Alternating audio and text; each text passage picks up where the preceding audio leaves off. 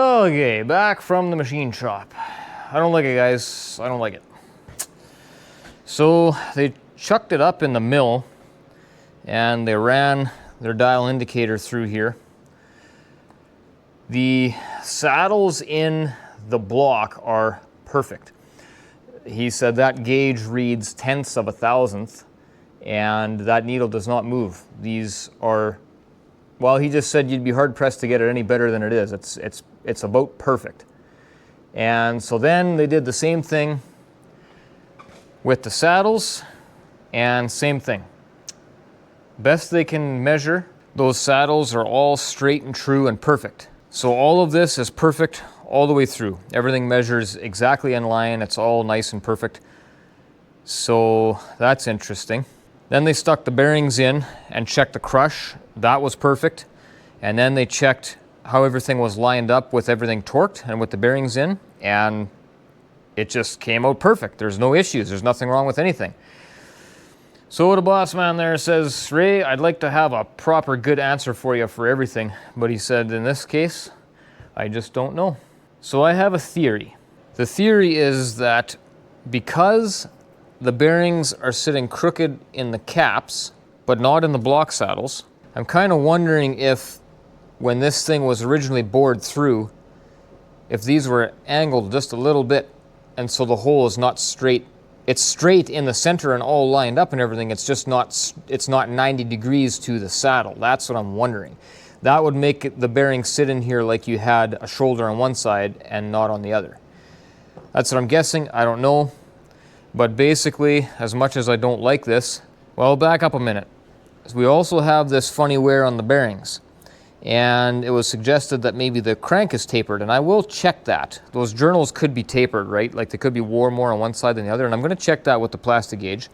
But in my mind, if that was the case, we should see that wear on both sides of the bearing, not just on one side. So I don't think that's the case. So back to where I was going with this now. The final decision, we've talked to the customer, showed him everything, and the final decision is we're going to put it together the way it is. I'm going to Plasti-Gauge that crank, and if the crank checks out that the bearing clearance is good, I'm going to pull it again, lube everything up, drop the crank back in, bolt the saddles down, torque everything up with lube, and see how that crank turns. And if it turns really nice and easy, there's really nothing I can do. If all of the measurements come out perfect, there's just not a lot I can do. As much as I don't like it, I don't have an answer. I don't understand why we have those shoulders in there, but I don't have any options.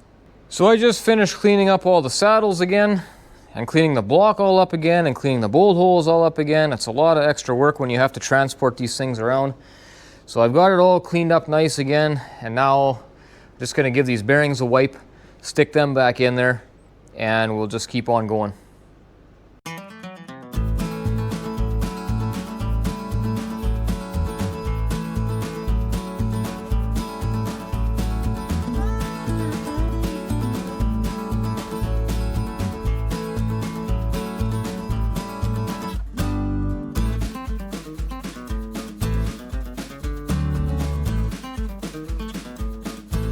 I'm pretty much back where I started before I took this ball back to the machine shop. I had to re-clean everything, and that's a lot of work. Now I got the crank sitting back in there. There are no dowels on these main saddles, so they can probably move a little bit, but I don't think that's where our issue is coming from, because everything does want to sit straight and true, as well as they fit very tight in the grooves here, so there isn't any movement there that I can play it from side to side. It does want to stay pretty tight. So they said the only thing was that they could find was that the bores, the journal bores, are towards the high end of the spec. So we're going to double check that with the Plasti-Gauge now. I'm going to throw one across on every one of these journals, and I'm going to go the full length so that when we squish the cap down, it will squish all the way across there, and then when I pull the cap off later and check the measurements, I'll be able to see if those journals are tapered or not. So again, the spec for bearing clearance is 1.8 thou up to 5 thou. And on my Plasti-Gauges, I have 4 to 9 thou, and I have 1 to 3 thou. I don't have one in between. So depending on where this winds up, This could be a little tricky.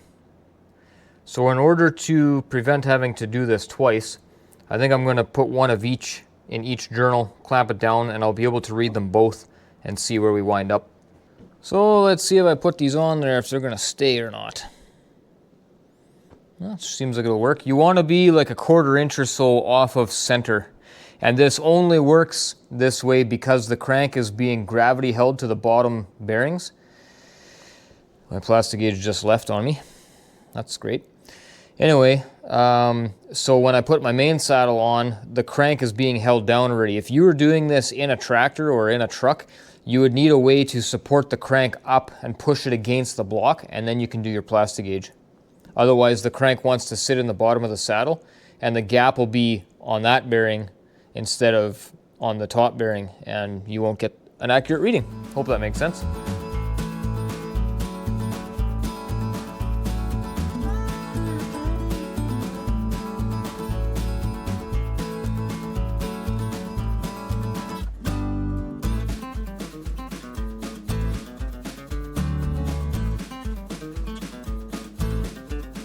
These are just pieces of wax, so having 2 of them in there, even if it's too fat, doesn't matter. It'll just squish it right out, so it won't affect anything. 1, 2, 3, 4. That's number 4. You want your tabs to line up, top and bottom.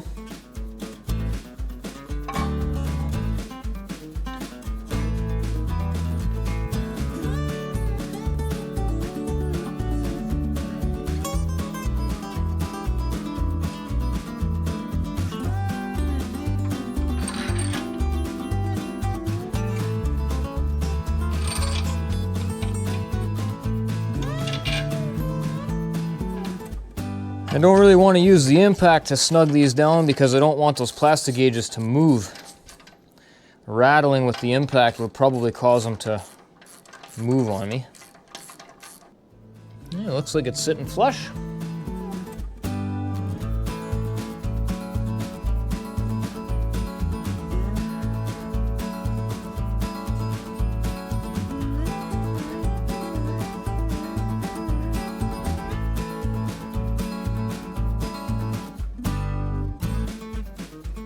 I started with this one just for the camera to be able to see a little bit easier while I was explaining stuff. Otherwise, there's no reason why you have to stick with that one first.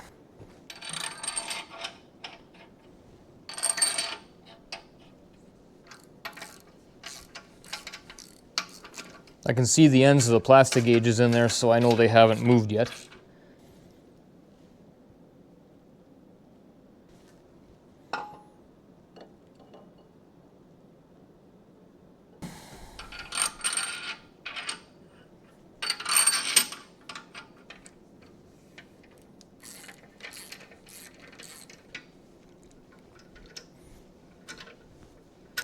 Well, I just went and checked my stash and I'm out of the blue ones.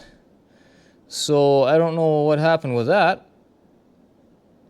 But I guess we're gonna have to just use green for today.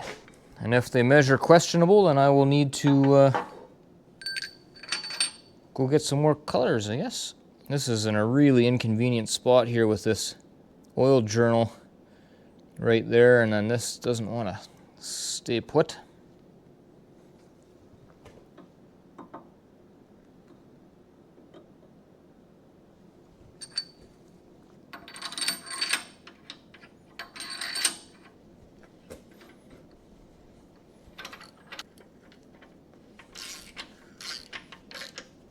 Yeah, these caps, they just fit in there so snug.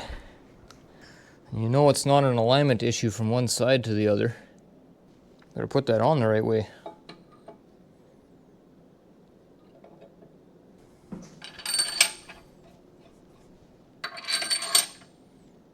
Still there, okay.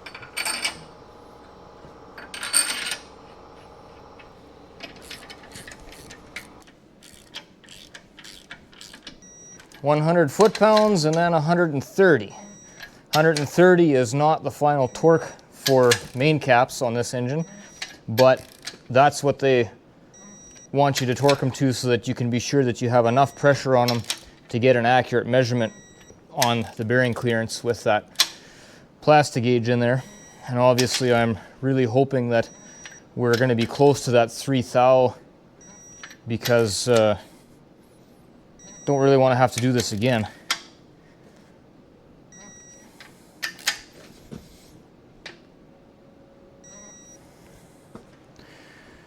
Okay, now 130.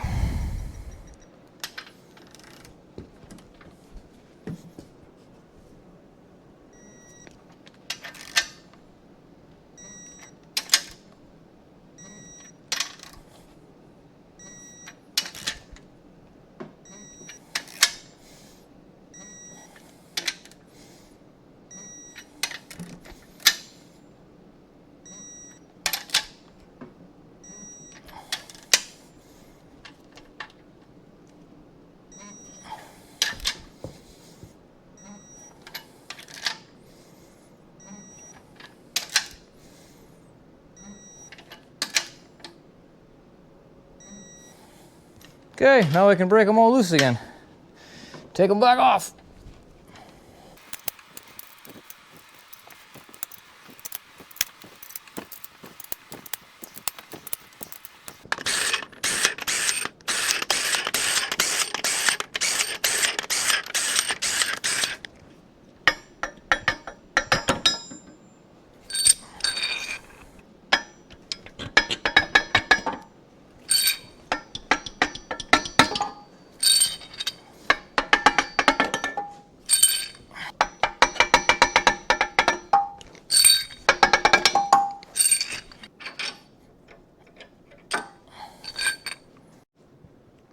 Okay, measuring time.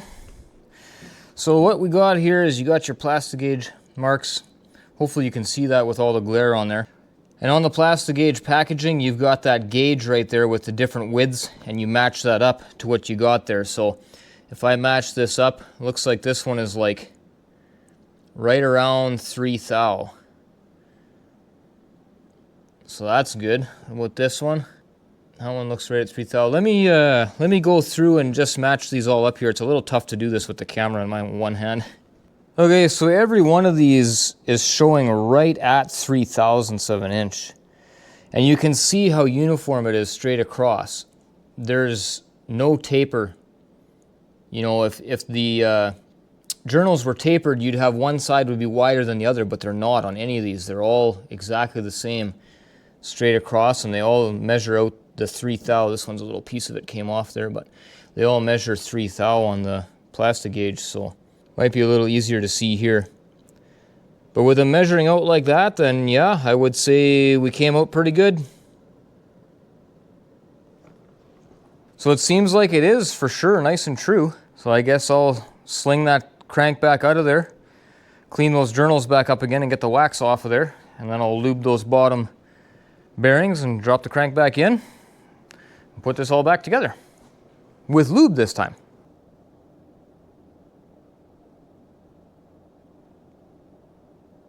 Yeah, I actually ran all the way to town and stocked up on more Plasti-Gages.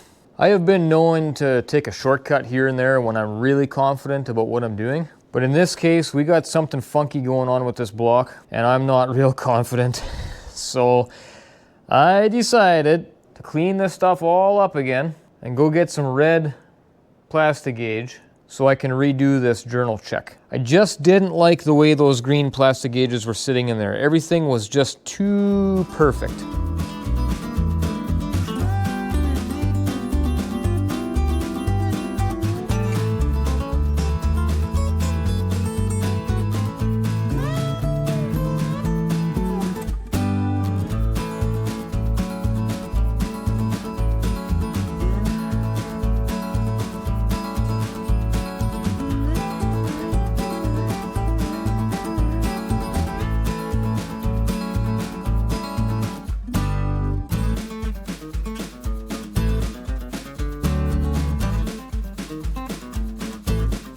Okay, they're all tightened in.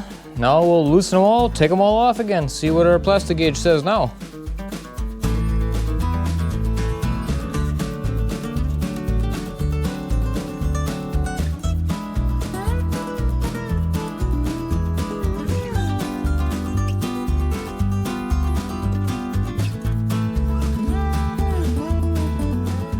So just to kind of give a little bit of an idea here, I don't know how well you can see that, but that pretty well matches up perfectly with the 4 thou. So this time I measured it with the red Plasti-Gauge. That's 2 to 6 thou. Pretty good range there. Right about the range what we're actually looking for here. They all measure exactly 4 thou or a little bit less than 4 thou. So I'm going to mark them all down in the book as 4 thou. And I guess we're good, but they sure are consistent. There's no taper in those journals. They're straight right across. So I don't know why the bearings don't line up. So weird.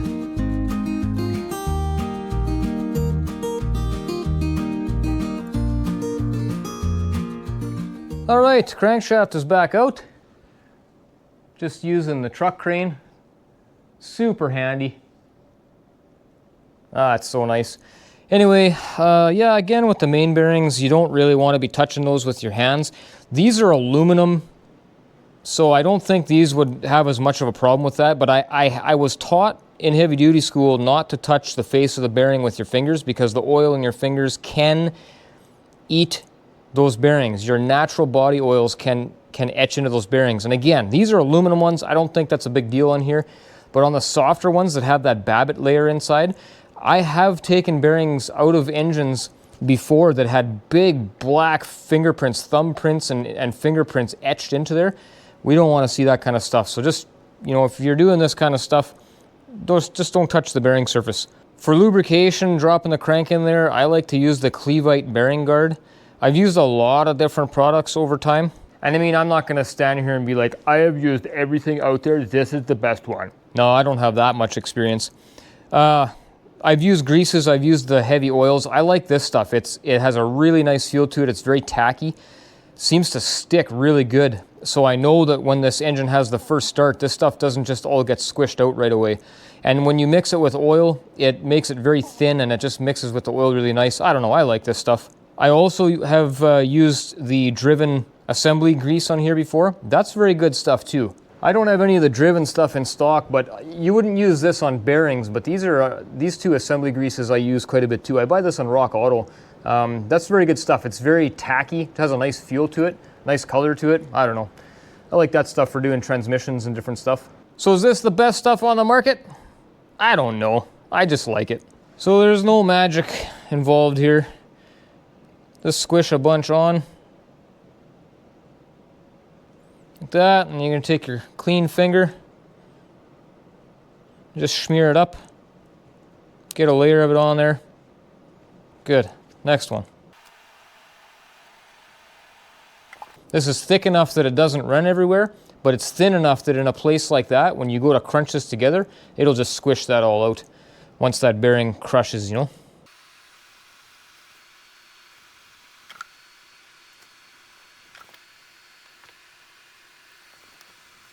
Okay, now the thrust bearing on this end has some extra surfaces. You have your regular bearing surface here, but then you also have your bearing surface here, and so we want to make sure we get some stuff on there as well, on both sides. I'm going to get a little bit more here. There we go. We've got a pretty nice layer all the way around now. Let me do a bit more on here. As soon as the crank sits on this, it's going to squish most of this out of here anyway, but if you have excess, it'll squish it out. If you don't have enough, well, there's not much you can do there, so better to have too much. Okay, now it's time to drop the crank back in.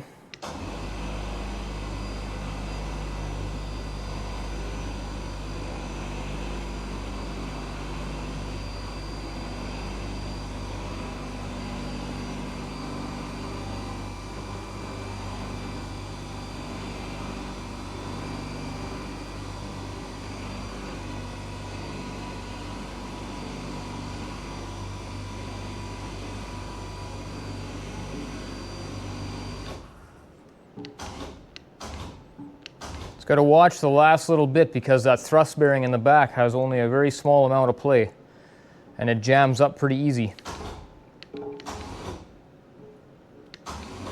See right there, it's jammed. It's not sitting all the way down. You probably can't see that from there, but we'll come over here so you can get closer look. What are you standing? Are you scared of me or what?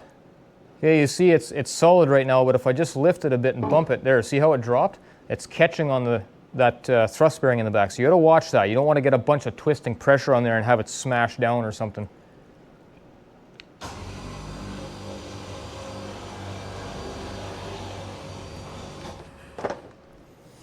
Okay.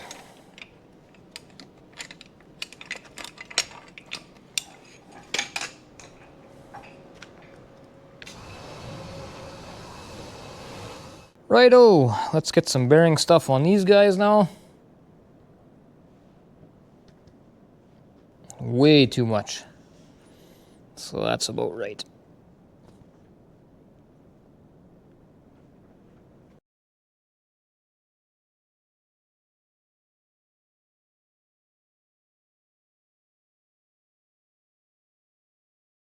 Okay, those are ready to put on. Now it's secret time again. So with your main bolts, most of the time you can reuse your main bolts. Sometimes you can't. On this engine I can't.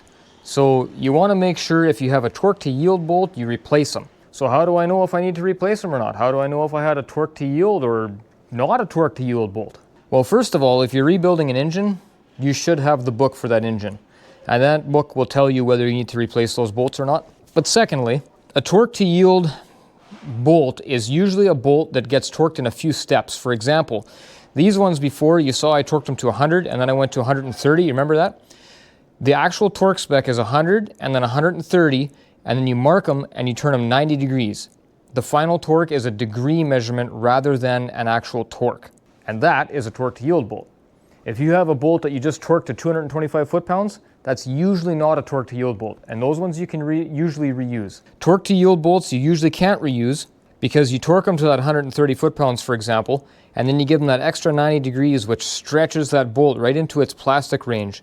And every bolt has a certain window where it can stretch so and so much, and if you go past that, the bolt will destroy itself, becomes very weak, and if you don't go into it far enough, then it doesn't have the right clamping force. So the problem is they'll only hit that yield point one time, and then after that their integrity is compromised once you loosen it off again. So it's easy to remember. Torque to yield, don't reuse. If it's just a straight torque bolt, usually you can reuse it. Again, in this case, we're 100, 130, and then 90 degrees, so we have to put new bolts in. Now, the secret part is that looks like anti-seize probably on there. That is not anti-seize. It's always a big question. What do you use to lube your bolts? Because you want to get an even torque all the way around, you gotta lube your bolts. A lot of people just use straight oil, and there's nothing wrong with straight oil. But if you do this often enough, you start to get a feel for what the torque wrench feels like when you're torquing bolts, and oil doesn't always give me a very consistent feel. So years ago already, I started looking for something different, something that would be better than oil. And I really like the ARP stud lube. Just like everybody else, ARP says theirs is the best, and if you don't use theirs, they won't warranty their studs and all this kind of stuff. Well, I did some digging into what that is. And I'm not gonna say that I know what ARP's stud lube is, but I came across this stuff, which looks and feels and smells and tastes the same as the ARP stuff. Now, I'm not saying that this is what ARP uses, okay? All I'm saying is it's pretty close. Whenever I use this stuff, I get such a smooth, easy feel on that torque wrench. I mean, it's hard to explain unless you're there and you've done it however many times. So that's what I use, and this is really expensive stuff. This bottle is $100. So when you see that $40 charge for shop supplies on an engine rebuild, that stuff's expensive.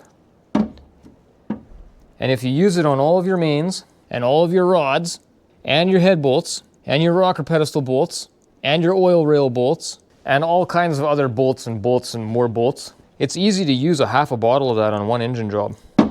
But I just like the way things torque up when I use that. Now, you don't have to go all the way up the shank. You only have to go to where the threads are in the hole. So these fit through your main cap like that. It would bottom out about there. So that's only how far up you need to have your your lube. You don't have to do all the threads. Capiche? Capiche. All right, let's put this thing together. You can use your new bolts when you're doing your Plasti-Gauge, as long as you don't go to the extra 90 degrees to the yield part. Because if you take your new bolt and you push it until it yields, that bolt is shot. Because you're gonna have to take it back out again to do all your lubing the crank and everything. Okay, come look at this bearing now. So you can see all the oil squishing out of there, all the way around. There's a ring of lube coming out all the way around that bearing, and that's a good indication that you've got a film across the entire bearing with no dry spots.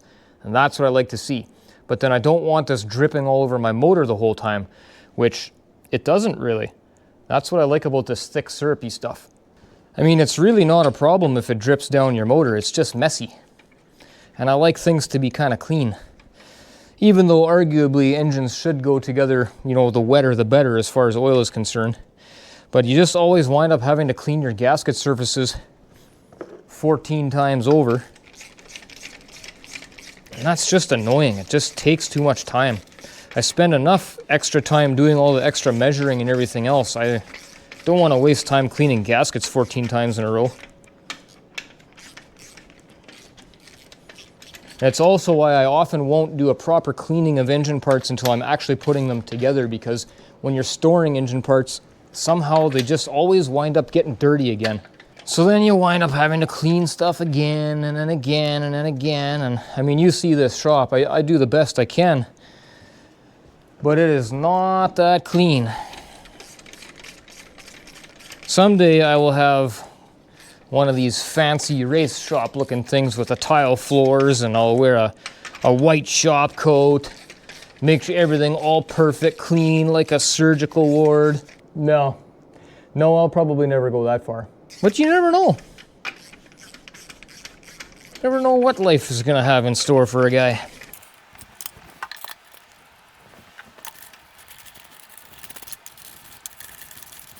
You'll notice I'm doing all the assembling and turning the bolts in and tightening and everything all by hand. There's a time and a place to use battery tools. Disassembling stuff, I have no trouble using a impact to take stuff apart, but going together, I like to feel everything. As almost funny as that sounds, there's a lot of things on an engine rebuild that you can clue into that you didn't necessarily see, but you can feel it. Or you didn't feel it, but you can see it. Or you didn't see it or feel it, but you can hear it. You know, you use all of your senses, because as we saw with these bearings already, things don't always go as nicely as the book makes it look like. So you want to always be watching for potential issues all the way through. Because when this engine starts up for the first time, we want it to work perfectly. And we want it to run more than once. We want this thing to operate perfect for the entirety of its life, as much as we can. Sometimes budget constraints and what the customer wants and stuff like that can cut into that a little bit, so, but that's all part of it. Now here I'm just going to add a little bit of bearing guard on the thrust surface of the crank here. I'll get you in here in a second and show you. Or whatever, you got legs, just come over here and look. Well, that was a pretty assuming comment. Maybe you don't have legs, I don't know. Anyway, the thrust surface here rides on there, and then we want to do the same thing on this side here. Just get some oil along here, and then that thrust bearing right there is what keeps that crank this way. There's only one bearing like that, and then this motor, it's in the back. I guess I didn't really cover much on that main bearing when I was putting this stuff all together, but there's so many steps, so many little things involved, I guess I can't hit it all. After all, this video is not really intended to be an engine building class. I just wanted to take you along and show you what I do when I'm building these up. Maybe I can give some of you other mechanics some ideas, and maybe you can put something in the comments and give me some ideas or correct me where I went wrong. I've done a lot of engines, but I am not above making a mistake or learning something new, that's for sure. Now on this engine, they have a certain torque sequence they want you to go through too.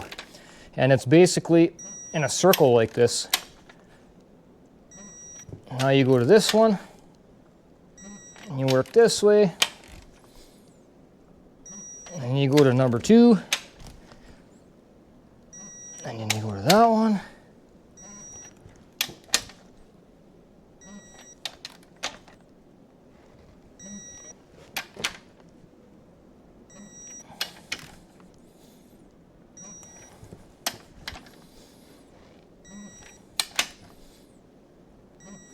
Okay, that was 100. Now we'll go to 130. Same thing.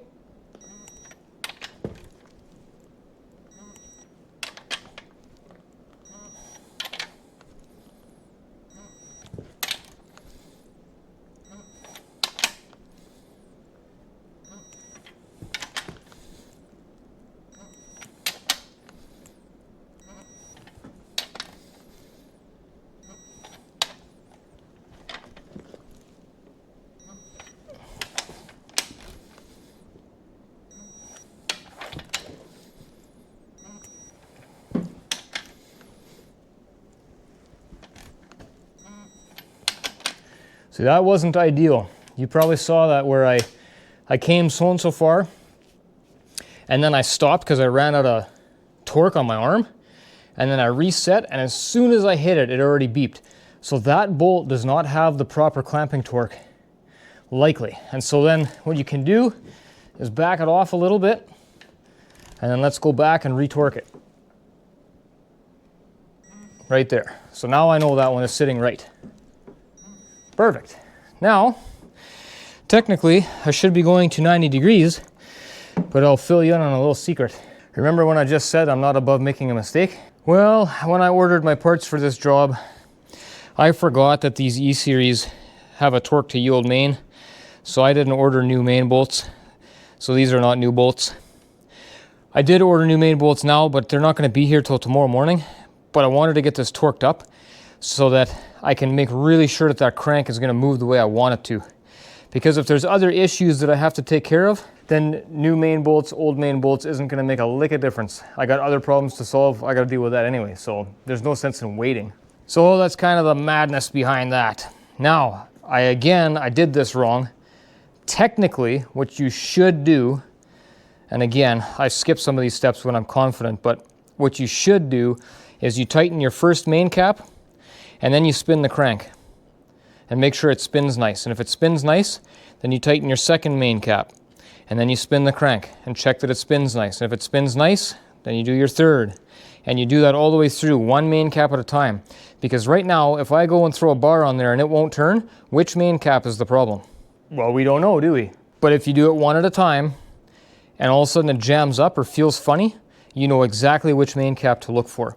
Now this engine, just because I have experience and I've gone through and done all my measuring very carefully, I Plasti-Gaged everything very carefully, and I've got lots of bearing clearance all the way through, then I'm pretty confident that this is going to spin just beautifully. Okay, so what I'm going to do here is I'm just going to take a couple of flywheel bolts and stick them in the back, just across from each other. That way I can take my bar, stick it on there, and I can rotate. Oh wow. So you can tell by the handle going down by itself, it turns really nice and easy.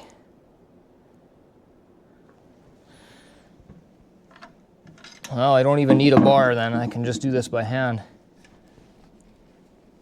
Yeah, it feels beautiful. It's really nice and smooth.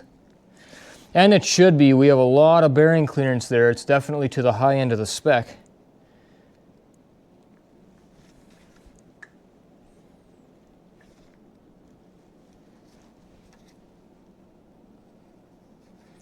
Yep, I like it. Feels really nice. Really nice. Perfect. Well, then I'll get my new bolts tomorrow, stick them in here and tighten those up, and then can get on with the rest of the rotating assembly here. With that being as good as it is, I think I'm going to go ahead and throw the piston cooling jets in there, and then those will be ready. So I've got my nozzles prepped for installation here. No big deal. I just put the O-rings on. They come separate in the package, so that's all ready. Now I'm going to take my squirt can, going to go through right down to those holes in the bottom. I'm just going to give them all a little a little drip of oil, and then we'll oil these guys, pop them into place, and then I'll put my bolts in, torque them up.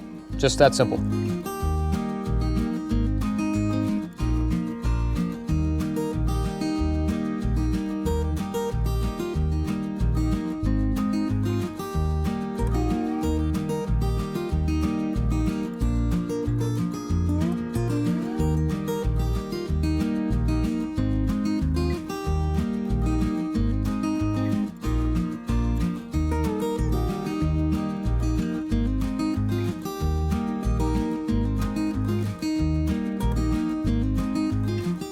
Okay, those cooling nozzles are in there.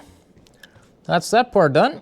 Okay, it's time to check the end play on the crankshaft. I'm allowed between 6 and 12 thou is what the spec is. So you can see I've got my dial indicator just right on the edge of the flange. And we're going to use a pry bar to move the crank all the way one way, and then we'll zero the dial indicator, and then we'll move it all the way the other way and see what our end play is. So to do that, I'm just going to use a pry bar, pull it all the way to the inside, and then we'll zero it. Okay, and then we'll go and pull it the other way. We got 10 and a half. 10 and a half thou. Go back to zero. I got to put a little bit of pressure on it because I've got oil in there, that thick oil. So it's going to push back a little bit. So we'll zero it again. Try again. 10 thou. So we're exactly 10 thou. Go back to zero.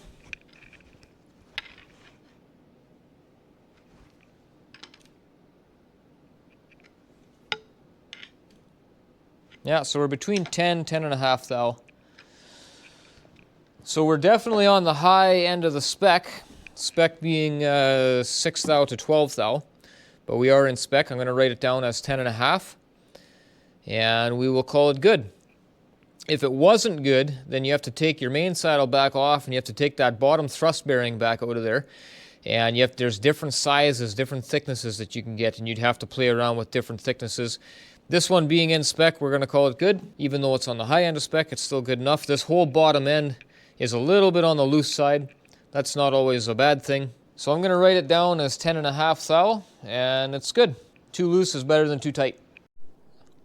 Okay, well, my new main bolts never showed up. Projects like this get held up all the time, so you got to keep your feet moving. So what I'm going to do, even though it's a waste of time, I'm going to flip the block back over the other way again. Then I'm going to get my piston rings all out. Actually, you know what? I just changed my mind. That's the problem with my shop being so jammed up like this. I don't even have enough room to change my mind in here. Anyway, what I was just thinking is if I flip this the other way and then I work on the piston rings for a couple hours and then the bolts will be in and I go get the bolts and I got to come back and I want those bolts in there so that it's done. I can mark it off the list. Then I got to flip the block back over again, do the bolts, flip it back over again, keep working. No, it doesn't make sense. What I do need to do yet though, a lot of the times when I'm working on engines and I'm cleaning parts and stuff, I don't clean my parts until it's time to put them in.